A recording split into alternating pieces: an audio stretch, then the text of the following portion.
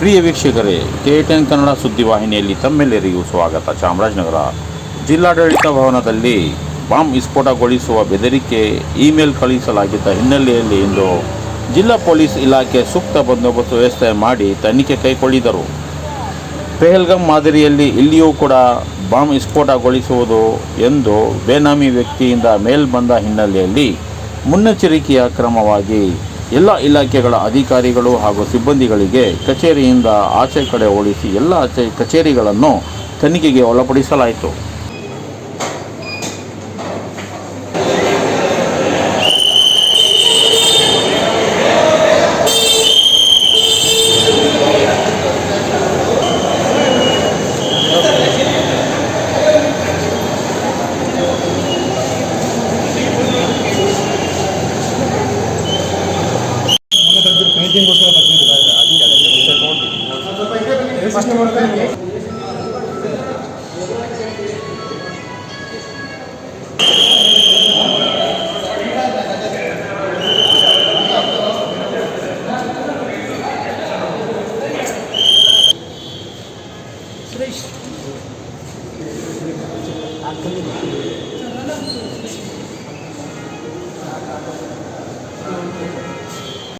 ಅಗತ್ಯತೆ ಇಲ್ಲ, ಯಾರೂ ಸಾರ್ವಜನಿಕ ಆತಂಕ ಪಡುವಂಥದ್ದಿಲ್ಲ.